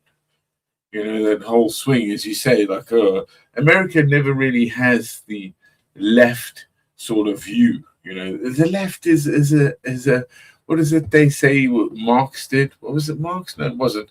But it was the dialectic. The dialectic. Oh, Hegelian dialectic. Yes, that's right. And it's like sort of like our, you know, intellectuals or academia has forgotten that. So many of us. You know, it's still, you know, grit and grime that makes the world go round. It's not the thinkers and, you know, oh, look at me. And we've seen this now, aren't we, with the Epstein files that have been bashed in the world. For I see my parliament in Britain, and it's failure. And it's, you know, the rot is known, and it's coming, man. Something you know what, though? I look at, you know, what I've seen out of the Brits recently, and it does give me hope for them too, because what they did to the farmers and the protests that were happening out there, and I'm like, what happened in Iran, and you see what real tyranny looks like, not just like, I have a hangnail. Right? Yeah, I mean, with Iran as well, we forget that this could be a pivotal point in Islam, for it needs a reformation. Are we forcing a reformation onto it? But, you know, the greatest kingdoms in Iran right now are still monarchs, ain't Islamic, you know? You know? Who protects those monarchs, really? Yeah. Like I look at, like, I understand people want to intervene to virtue signal and be like, oh, look at us, we're so righteous, we stop the bad guys, right? But sometimes you got what I mean by that, you know. But sometimes you have to look at a scenario and weigh your options, whether or not it's good to interfere with some regions, you know, what's happening out there. Yeah, sometimes it's best to not, and sometimes it's right to do so, and that choice has to be weighed heavily. Like, I would add as well, guys, that Iraq, taught you guys well for how you've dealt with your shore over in Venezuela is damn impressive. Jesus, that is one way to sort of remove a faction without any blood. Is unbelievable. But like we were saying, like I look at what's happening out there, and I do have hope for a lot of different areas around the world that they're starting to wake up to some of this crap.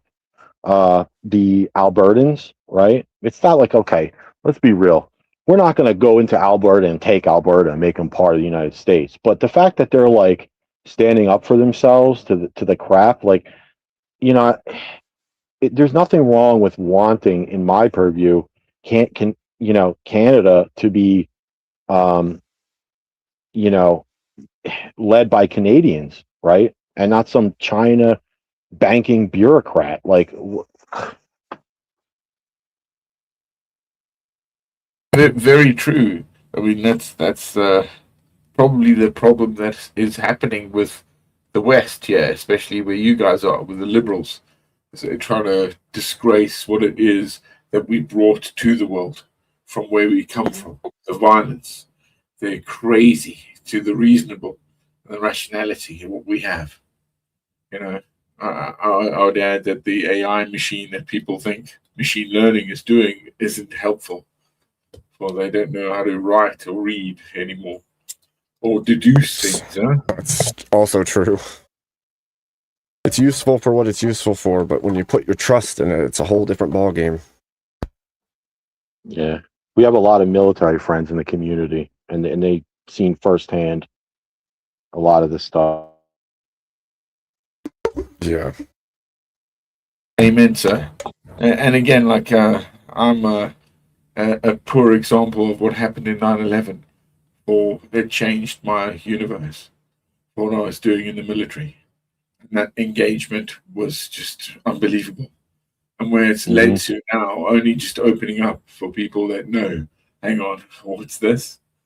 It's like, guys, wake up, man. Yeah. Yeah, I don't think we live in the world we all thought we did, right?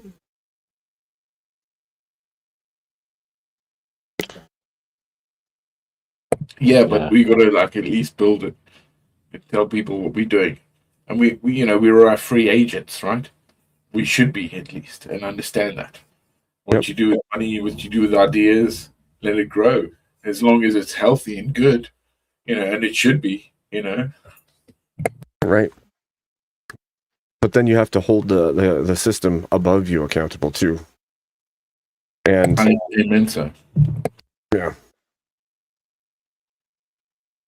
And I know it's not it's not going to be perfect. And it's going to take time for all this stuff to work out the right way and everything like that. I look at and I know a lot of the Islamic narrative that keeps creeping in is harmful, but at the same time, I look at what happened in the UAE, how they're getting, they're prosecuting terrorists, and you have to make the distinction there that despite the fact that they have this like breakaway group, right, and multiple factions, there are some that are like, look, we're tired of this shit too. You know what I mean? Like, so you look at like TikTok, for example, and I bring this around to this point that like at some point you're going to have to make a choice to trust somebody. I look at the America First agenda for us, and I say, like, look, I want America bankers, I want America tech guys, I want America First, all of that stuff. I don't want foreign people having the influence in our country, and I would want that the same for the other countries. That's all. Yeah, and I although we might get it wrong, right, sometimes, and one of these guys might backstab us. If we get a few on our side, that's still massive, right? Look what happened with Elon, they raided his French, building or whatever, and he's just been paying fines out the ass to be able to give these people in the EU a platform or whatever that is not completely shut down to a voice, right? And he's paying out the ass these fines, right? Yep. And well, and the ability to just freely communicate across the board, like.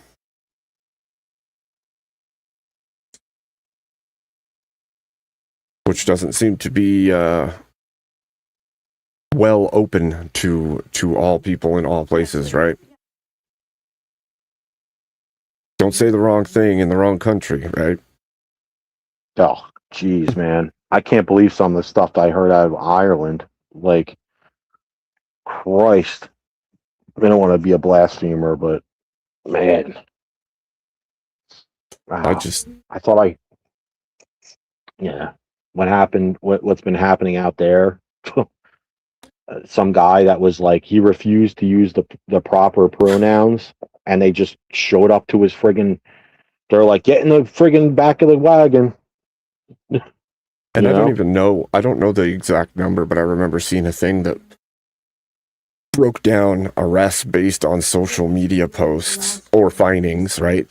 Findings or arrests, and it's like 2,300 people in the last year have been fined or arrested for statements made on social media that were nonviolent, that were just against some level of hate law based paradigm. And it's like, that's why what we're trying to do is important. We need accurate numbers and sources to combat their bullshit. That's what we need, right? And as much as sometimes I like jumping into the fray and having a like, oh, I told you so moment, right? Or like seeing some of them get it in a debate or whatever, there's not enough out there trying to put the source information out there to debunk everything. That's what I'm saying. Right. And for me, like, my biggest thing is I'm okay with people having whatever belief or opinion they have. That's fine with me. But my whole thing is like, you have to be able to earnestly communicate and talk about the things that you believe. And that doesn't mean that everybody's going to agree or has to agree with you, but you should still be able to say those things, to discuss them openly, because otherwise we're just going to keep on taking shots at each other in some way, trying to destroy each other rather than figure out what ideas are the best ones. So, So Michael Hatch in our chat over here has a question. He says, all right, I gotta ask, if Elon controls actual Twitter, is he being meaningfully censored? What do you think about that? I think that, yeah, in a sense, maybe not fully in America, but if you look at what's happening like around the world, and this is some of this is why I say we need we need to trust. We have to take a chance, right, in certain aspects and trust certain people, and some of them are going to fail and some of them are going to be successful. And like I said, if we get a couple, that's huge, right? But here's the thing, the Starlink thing in Iran, the Starlink thing in Ukraine and Russia, and we don't have to get into the whole Ukraine Russia thing, okay? Because that's a whole diatribe that'll take an hour or whatever. But the point is whether you don't like the guy or not personally, or whatever narratives the guy pushes, you can't negate the fact that the guy's trying to try new things, trying to help people in certain aspects. The fact that the EU just constantly fines him, and he's like, he could take his bag and go at any time, right? Right. And the same thing goes for a couple of these guys. I mean, like I said, there's a new stable coin, and people are flipping out about the crypto and all that stuff. Again, it sucks to say, but you're gonna have to take a chance with some of these things. Man, I look at the new one that came out and I go, it's backed by the American dollar, right? I would say this as far as that stuff goes. If we keep the physical currency alive and we have other options, kind of like how the euro thing was, maybe I'm wrong in that. I don't know. But it sounds to me like multiple option avenue is way better than them just going, F you, you're taking this, and that's it. Right?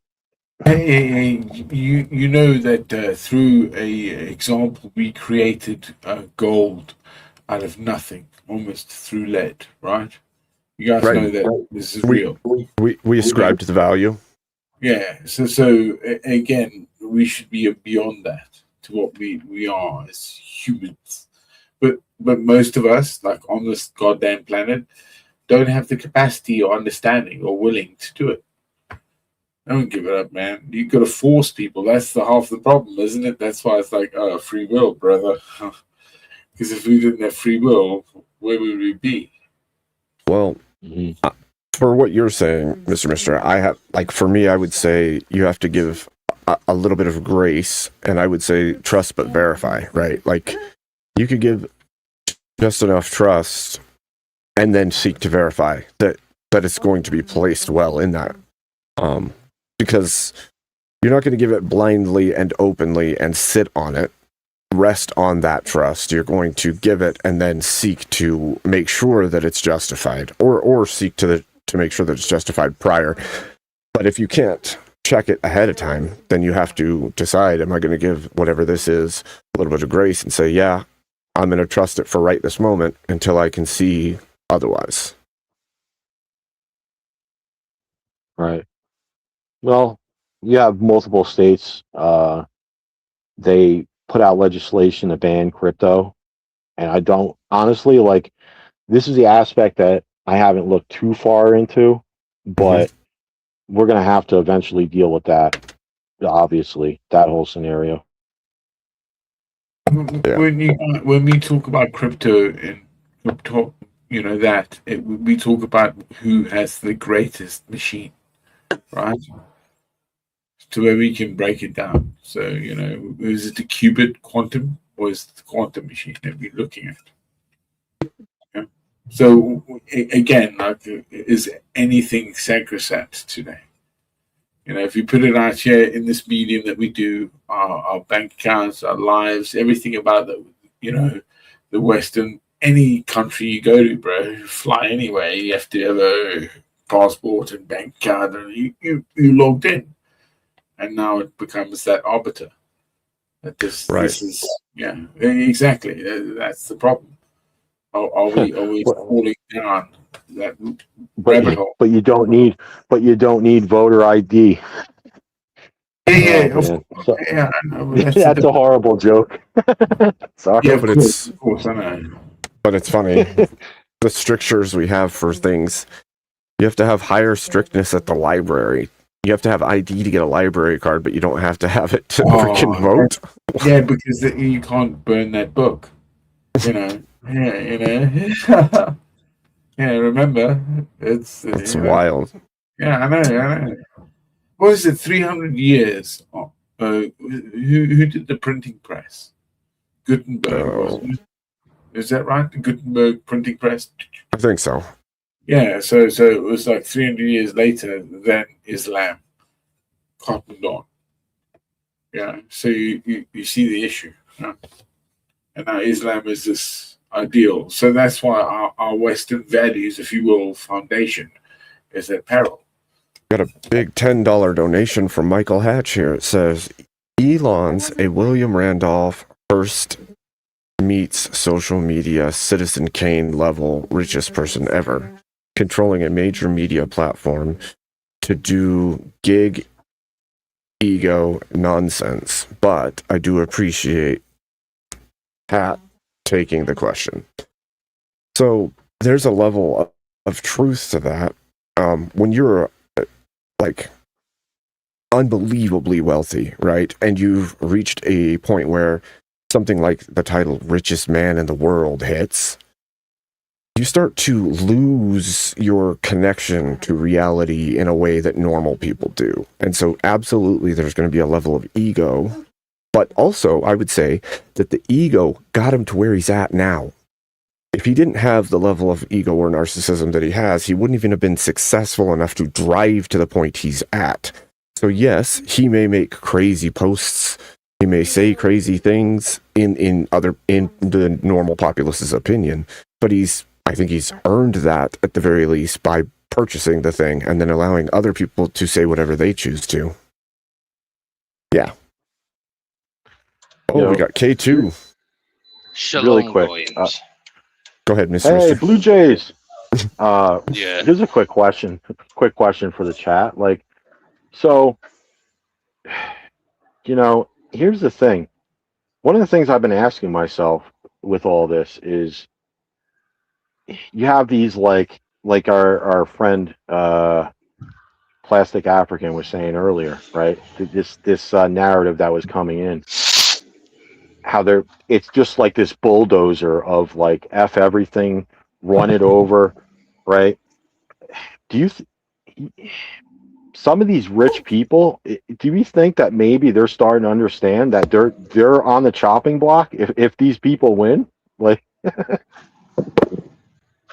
Yes and no. There's some yes, and then their friends no. Well, I mean, if we want to look at any time in history, there's some parallels here. The rich and the powerful who took the wrong sides got beset for it. I think you're muted, Plastic African. I'm not sure, though. No, I'm just saying it's a house of cards. That's what's going on here as well. Like when it opens up, because of what's going on anyway. You think of what happened with what was it? One of you guys who defected to Russia. What was his name again? Oh, Snowden. Yeah. So you understand that sort of what's going on now. Now all of a sudden all this stuff's coming out for the hierarchy. So it's almost like a cleanse for the world to go, oh, these guys, I told you they were bad. Let's get rid of them. And a new order comes up. And they forget what order that it came from anyway, because, no matter how we look at it, things are dirty and bad, but it's how we've not addressed that or let the powers be. Because none of us are clean, huh? And again, like, it was very difficult, again, I say, because of what happened in Afghanistan and then all of a sudden Iraq. And what the fuck? We're in Afghanistan and then we're in Iraq. What the fuck are we doing here? I couldn't get That's because Israel gave us a lot of money to go fight their war for them.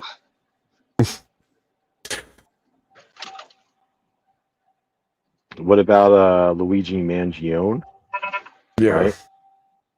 Yeah. I mean, I think I saw a news article recently that didn't he get off? Like he's not getting the unalive penalty.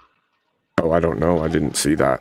I would have to look into Correct. it. Into Correct. Wow, that's interesting. Well, so you have an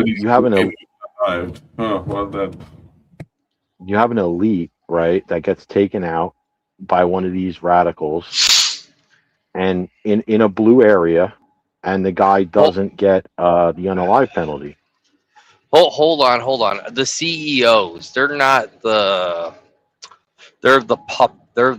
puppets being dragged along by the fingertips. It goes a little bit deeper than the CEOs. It's people who are above them, like the obviously the big billionaires and the wealthiest of the wealthy are on the very top. But the fact that it was a CEO level person in this blue area, it just goes right along with the paradigm that the far left teaches, right? Tax the rich, take what they have. They're all of the things that are attached to history. It's the same. That's why I said that earlier.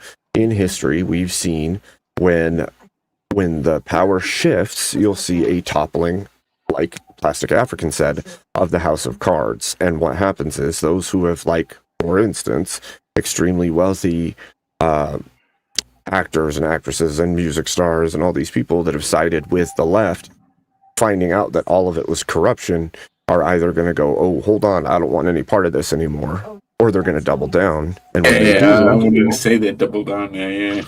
Bang it, man. It's true. I mean, guys, I grew up in apartheid South Africa. All right. So I remember when I was in school, we had people come over from Yugoslavia, Herzegovina, yeah, during that war in the 90s, yeah. You know, I'm that old, and it was kind of strange because I was doing public order in Pristina, you know, under KFOR, and I realized, hang on, I'm from an apartheid, and I'm policing an apartheid through the same mechanisms that broke my apartheid down. I almost went full circle in my head. I couldn't do this anymore, you know. I was like, I'm out, done, service over, get out. And you've got to understand that I saw, again, Afghanistan and Iraq because of 9/11. Yep. And where that power be, you know, is unbelievable. And so, to me, I worry about the youth not understanding where they come from, what they have, their asset, especially that what COVID has done and the way they've sort of ebbed us away. You know, you're weak, you're this, you're that, you're going to be, you know, instead of going, hey, fuck you, man, I can do what I want. You know, it's true. There is limitations, of course, because of what we spread and our virtue, but, you know, we shouldn't have this overarching sort of, you're best, you're good, you're not. And now we see that. Yeah, sorry. That's why in the U.S. it was said, here's the republic if you can keep it. Because it does take upkeep. It does take adhering. Some level of adherence must. In the pursuit of happiness, I believe it's said in your constitution. Life, liberty, and the pursuit of happiness. But those things are that which one man can gain, right? Chill. Bless you. Sorry. So, and I see that they're talking in the chat. Thank you. Yes, I see that they're talking in the chat a little bit about currency, and yes, you would be correct to say that there's instability, and if there is stability, it'll work incredibly well. What the issue is, when your banking system tends towards things like fractional reserve banking and everything belongs to the credit system, then that's, yeah, it was said in Epstein, didn't he? Sorry, Chuck. Yeah, he did say it. That's how you expand into infinity, and yes, that does eventually tend towards collapse if you don't create some level of stability. You have to make that stable.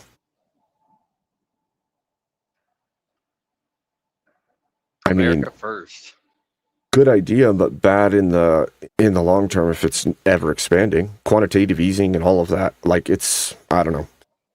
I understand your argument for it works, but it only works until it doesn't.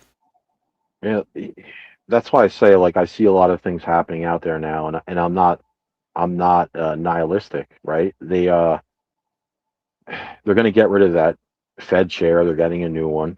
So now, could the guy be a complete POS like the last one? Could be, but it also could not be. You know, like what? Right? You keep trying until you get it right, or you gain ground. That's how it works. You know, we got in this mess we're in currently because we just kept yielding ground constantly and just being like, oh, F it. It sucks. Like, there's nothing I could do. Right. I think, I see, this is funny, the chat saying they think that it's a good idea. The problem is, look, when you're utilizing a fraction of the currency to lend upon for the currency to continue to grow by printing more, your currency only grows because it's devalued constantly. That's deflation. Or, And I'm then, sorry, inflation, if you print too much money. and you'll just pump that thing until you go to the sky because there's enough solid goods and service and things to prop it up. But once the things that are propping it up are not enough to continue propping up the amount that has been put into the system, everything's credit from that point on. And then you just literally are climbing air into nothingness. And when you fall, it's going to be 10 times worse than if you were using all solid assets or something that was actually trackable and worth something. The housing market.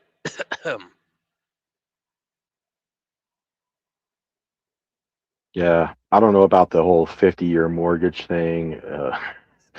But again, you keep doing the same thing and you're just going to keep getting the same results. Sometimes, you got to, what's that guy from from Spider-Man? Jonah Jameson? Oh. Where he has the board and he just throws the dart and he's like, aliens, muggers. Okay, we're going to run a story. Alien muggers at nothing. Yep. That's clever. It's clever.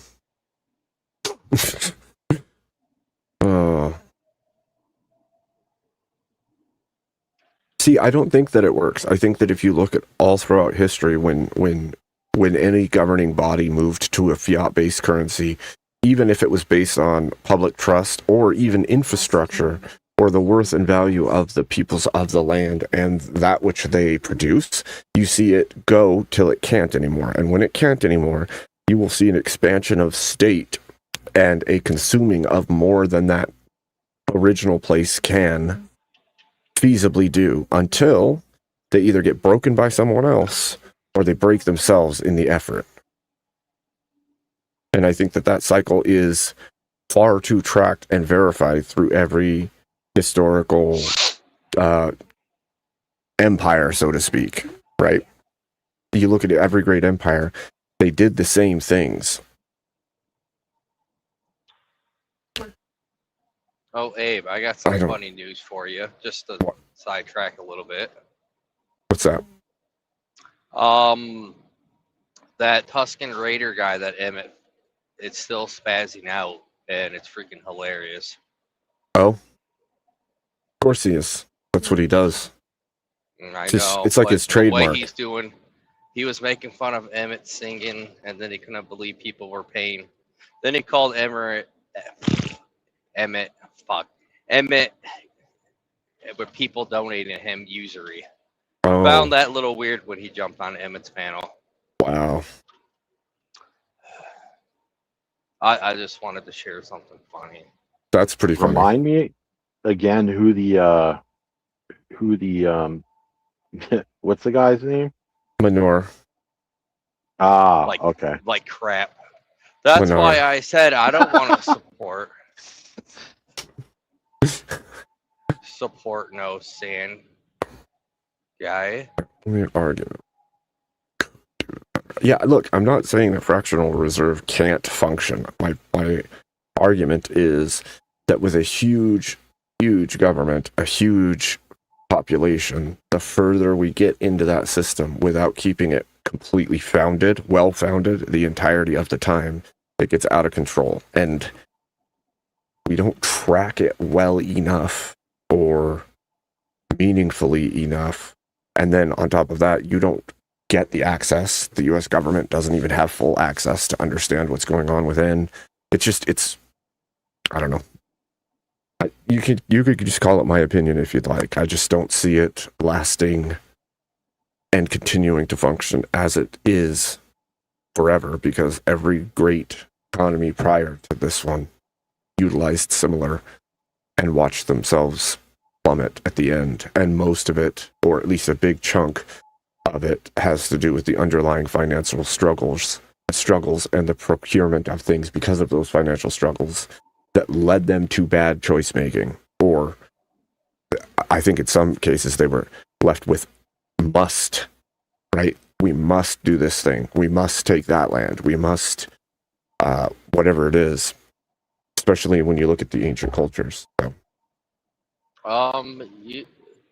Side note, speaking of really good candidate, I kind of like that guy that's running for Florida's governor. His last name's Fishback. Huh. I'll have to look into that one. Do you know the district? No, Florida governor, taking Ron DeSantis' job. So Oh. I get he's a Republican Party. Well, actually, he's the American First candidate, and he's proposing a sin tax. Sophie Rain was pissed about that. Interesting. Like America First, wanting to make these other countries. Well, I know he's nothing he can do. I get he wants to move up the ladder. First, he has to go into like a governor role or some sort. Like making we want to stop paying a certain country and the countries Right. money. Well, I mean, that's part of what we've talked about in the past. Like, we shouldn't be taxing the American people and then pushing those dollars out to other nations for aid and all these different things. Like, if there's some kind of deal or some kind of understanding that there's some, what would you call it, some level of recompense or not recompense, but like reciprocation, right? Like, you're giving something, what are you getting? Why are you? God. But you guys do realize, like, you're Americans, right? You both, you all American, yeah? Yep. So you guys know, like, after World War II, you guys got the best of the beef, yeah? The beef was with you, yeah, exactly. You didn't, I mean, again, they say the horror was that you had to nuke Japan, but you didn't stop there. You didn't also go Russia. We'll nuke you next. You know what I mean? Totally agree. I totally agree with Patton. We should have Well, sided with the wrong people. To be fair, the U.S. could have also just said we're going to keep our hands out of everything, right? Exactly. Your engines, your manufacture came to the warfare anyway. For years, you were creating this. It's a mechanism. Until, again, America decided which one? Yeah, that one. You know what I mean? Is it a gamble? Is it a dice? Where you guys at? I mean, today, where you guys fucking... Because as the rest of the world looking in at America is going, holy shit, I mean, are you guys safe bet anymore? Or is it China? China and Russia. You know, is that the gamble you're going for? Do you reckon you and Russia will get with it? Gog and Magog shall unite. It's Gog and Magog. Yeah, one of those things. We're going to go down that route. I'd like to think that the U.S. is going to get its shit together so that we don't see the rise of, like, BRICS taking everything. But like people are saying, BRICS are the future and all of that. It's like, I don't know that everybody wants that world. Do you want the world led by China? No, but World order by Canada. No, the way it's going anyway, isn't it? The whole ideal of where the arbiter of truth lies. That's who do you believe? Do you believe your senators, your congressmen, your whatever who represents you in the power that be? Your tax money, our tax money, our family's heritage. Yeah, is this broken now because of these odd deals that we've had? You know, is it broken by who has the best gun? You know? Well, I think, the smart person understands that, foremost, there's no perfect system. Some of these people, they're always advocating for a path that they think is going to have some, like, perfect outcome. That I think that's where the realization starts that, like, it's not possible. There's going to be some harm somewhere from every single angle that's taken. It's just a matter of, like, hopefully we can do one that doesn't cause too much harm. What that looks like for people, uh, person to person. I don't know, but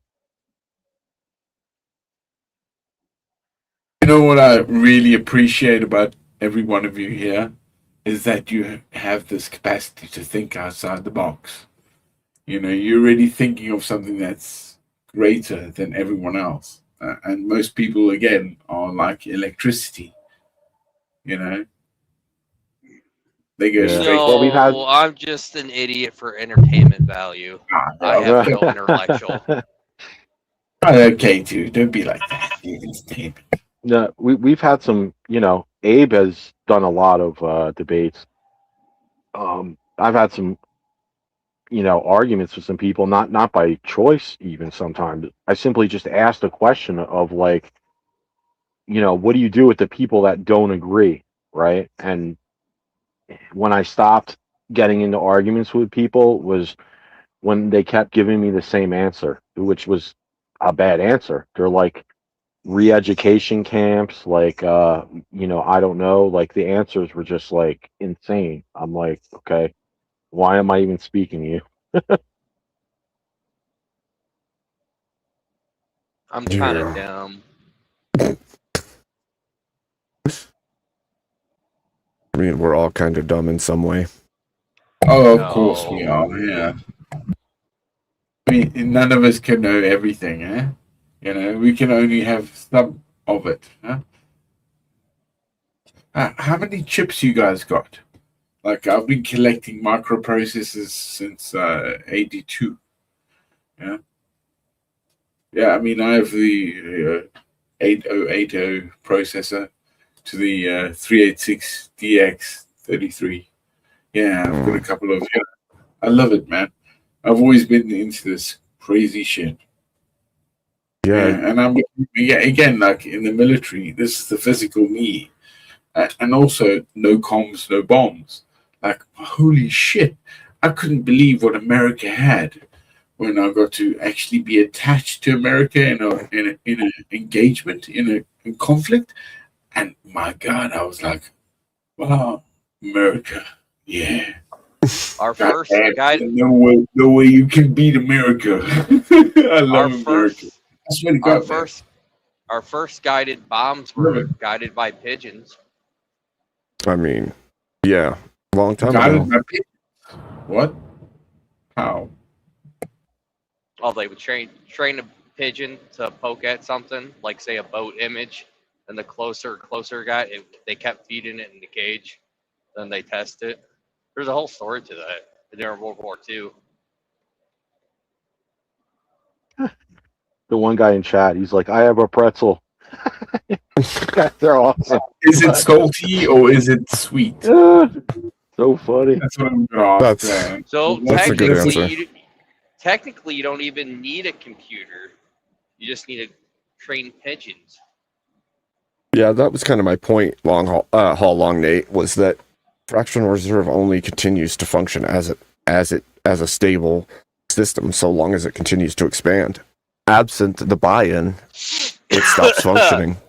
So you need a continual buy-in, and so it has to, by its nature, expand, which means that country needs to grow and expand, which actually would lead you into like the birth rate crisis and immigration driving wages down. All these things are little bit pieces to a huge, like a much bigger issue down the road. So it's I anarchy. blame the illegal immigrants.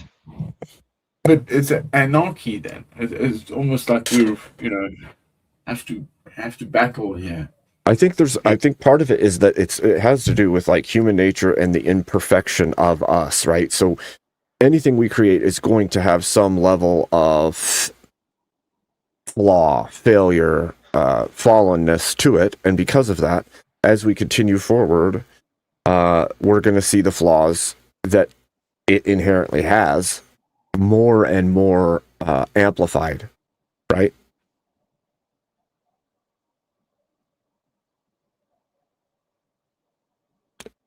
I see it as a problem that again, many people don't have capacity. And so overall, the way that society has to steer ourselves is with, again, intellectualism or intellectuals, right? That's the problem here that we see, that we're dealing with, right? So, somebody's going to go give one, yeah, I'm sure. Do what? Well, for war, again, trying to mark their.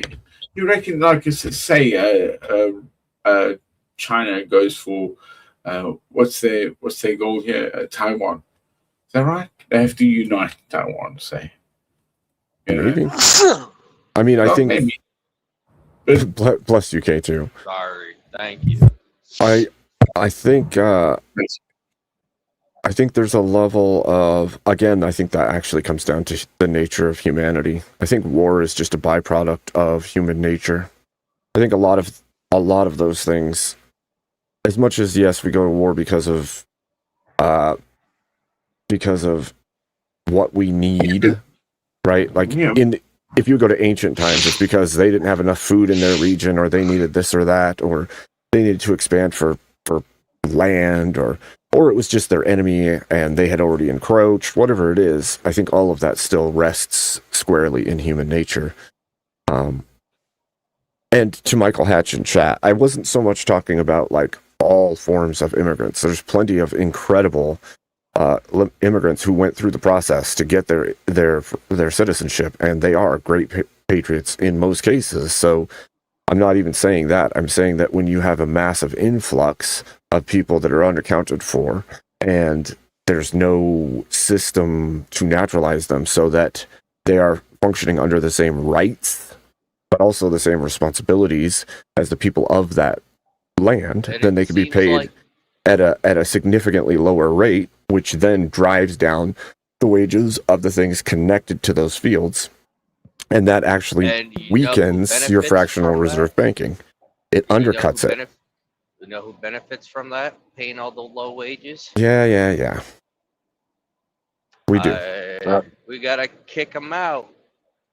I like to say that they're used as a cudgel more than anything. They're weaponized by certain demographics, right? The census, house seats are yada yada yada, low that.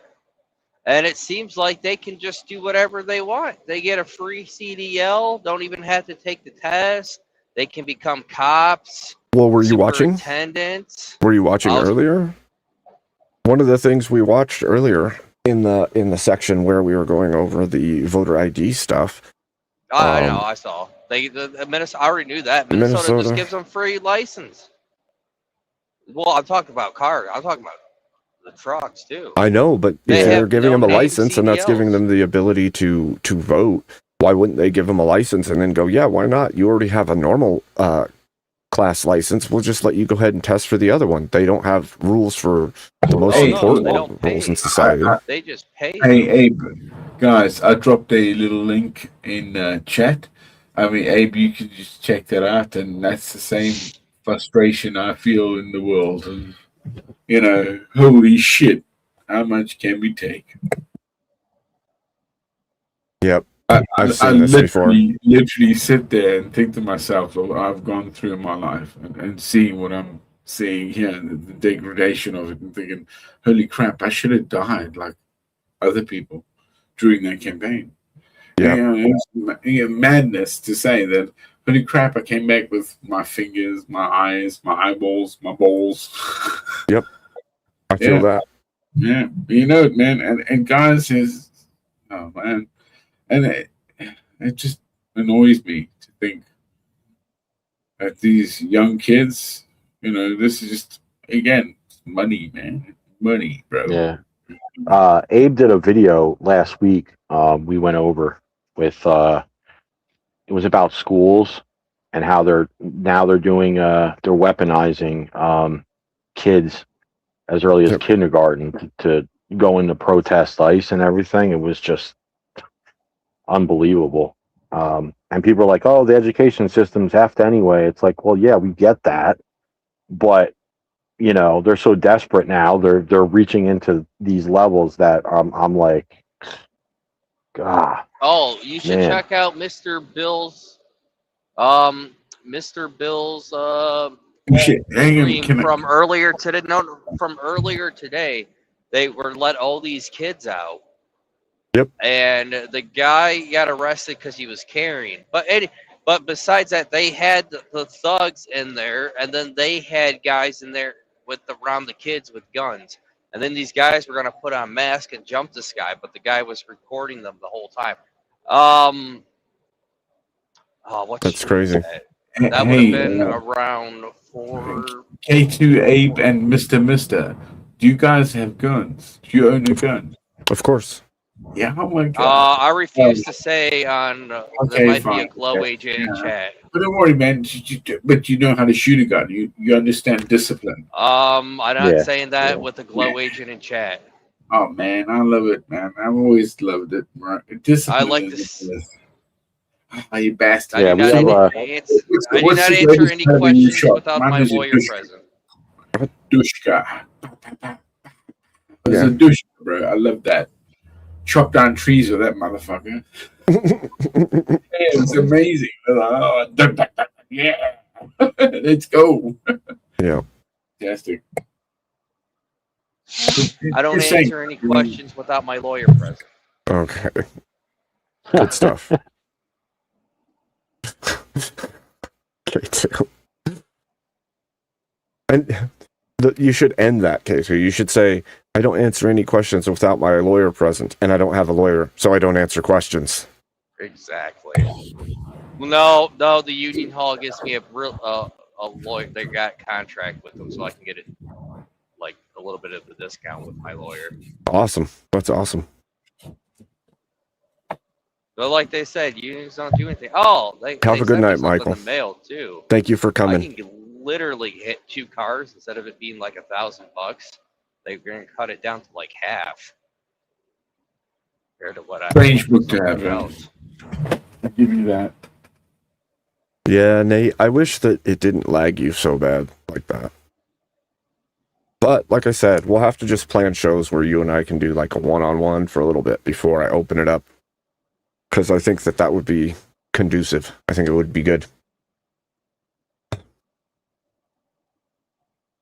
Well, gentlemen. Sorry, I got off subject. We can go to Emmett's and make fun of the sand guy. Well, you could. I'm actually kind of thinking about taking a break. I may do a second stream after a bit. I'm not 100% sure. It will depend on what's going on here in my house. But I could raid. I could raid over. Yeah, I can raid over to Emmett's, and then we can come. If I come back on, we can talk more. Or tomorrow, I'll be back. So, yeah, it's all good, man. We that was excellent. Plus, you don't want to, you don't want to burn yourself out. Like I said, especially with the kind of the way we're gonna work on presenting things. It's a lot of information quick, So.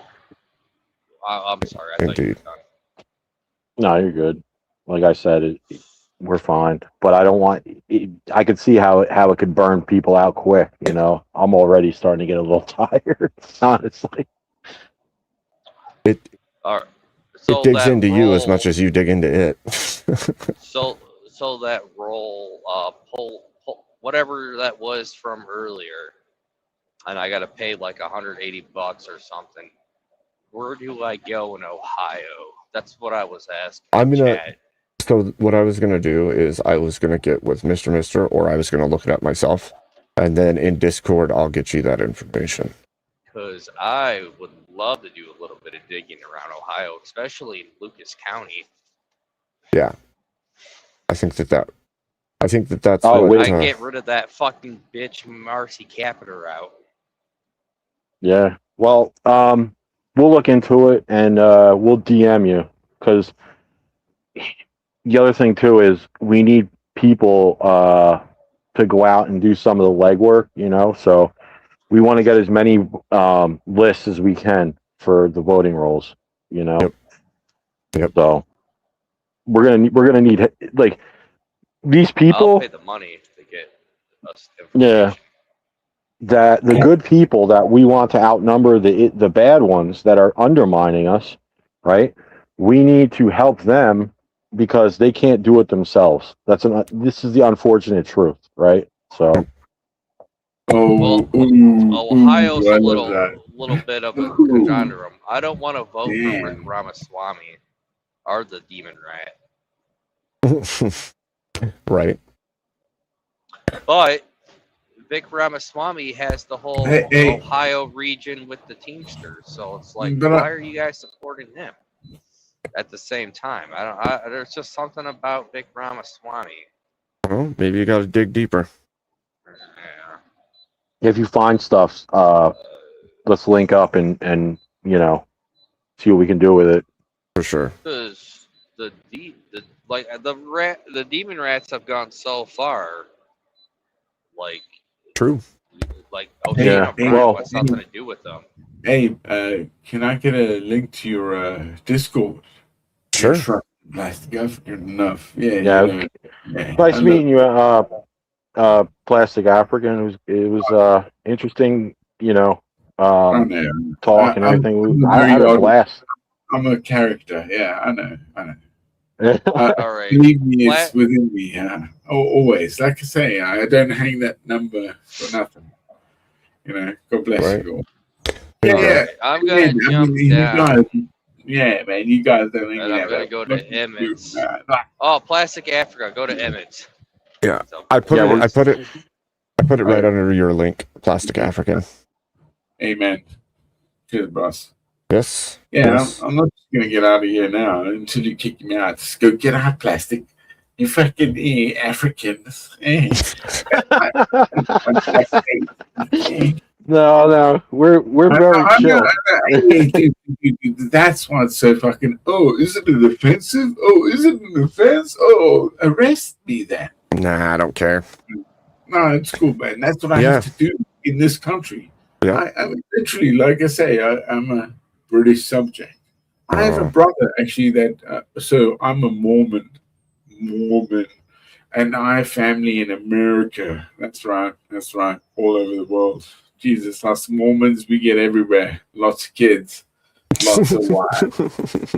I've always wanted to ask him. Was right in there, but he couldn't break that bank.